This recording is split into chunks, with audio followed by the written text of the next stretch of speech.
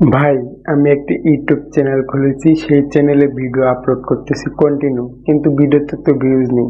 আর subscriber চ্যানেলে সেটা তো একদম দূরের কথা, কিন্তু আমার সমস্যাটা কোথায় সেটাই তো আমি বুঝতে পারতেছি না। আপনিও কি এইরকম চিন্তায় চিন্তিত? তাহলে হয়তো আপনিও এই মারাত্মক 3টি ভুল করে ফেলেছেন আপনার চ্যানেলে, যে ভুলগুলো করলে আপনার চ্যানেল বেঁচে থেকেও চলে যায়। তো আর বেশি সময় নষ্ট না করে চলুন শুরু করি। কিন্তু তার আগে আপনি যদি এই চ্যানেলের একজন নতুন দর্শক হয়ে থাকেন, তাহলে অবশ্যই ভিডিওতে একটি লাইক দিবেন এবং চ্যানেলটি সাবস্ক্রাইব করে পাশে থাকা বেল আইকনটি অন করে দিয়ে ভিডিওটি কন্টিনিউ করেন। ভুল নাম্বার 1, একই চ্যানেলে বিভিন্ন ক্যাটাগরির কন্টেন্ট আপলোড করা। এটাকে একটু সাইডে রাখে একটা কথা বলি।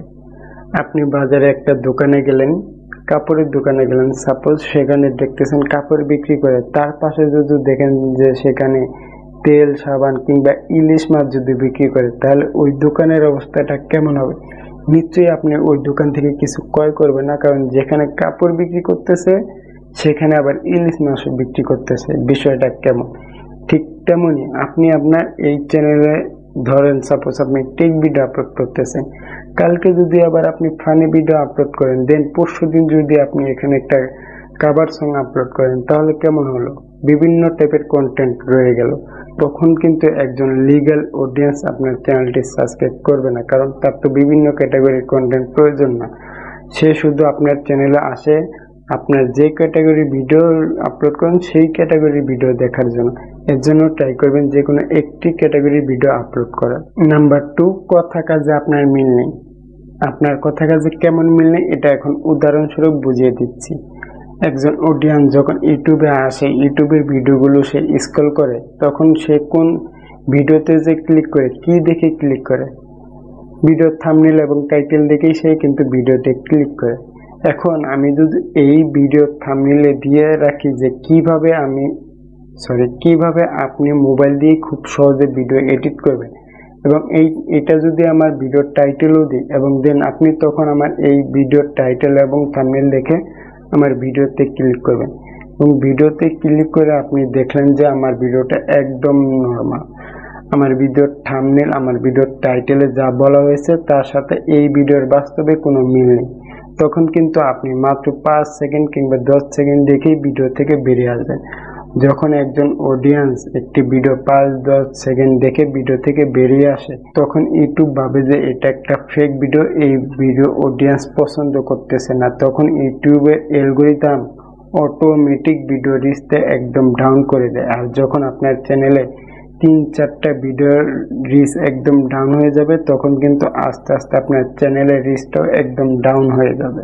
একটা থাম্বনেল এবং একটি টাইটেল কিন্তু গর্জিয়াস এবং অ্যাট্রাকটিভ হওয়া উচিত, কারণ দর্শকরা থাম্বনেল এবং টাইটেল দেখেই কিন্তু ভিডিওতে ক্লিক করে।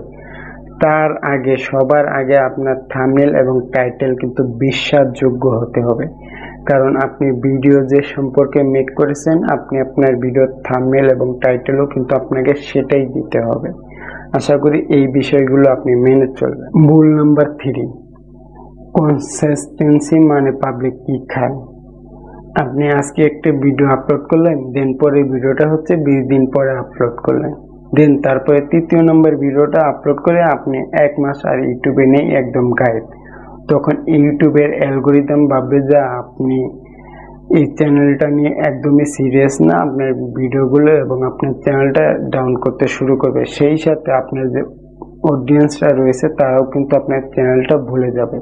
তো মনে ভুলেও কিন্তু এগুলো করা যাবে। এবং এর সমাধান হচ্ছে আপনি প্রতি সপ্তাহে অন্তত 2টা ভিডিও আপলোড করেন। আপনি যদি 2টা ভিডিও আপলোড করতে না পারেন, তাহলে সপ্তাহে অন্তত 1টি ভিডিও আপলোড করেন, কিন্তু প্রতি সপ্তাহে নিয়মিত ভিডিও আপলোড করেন।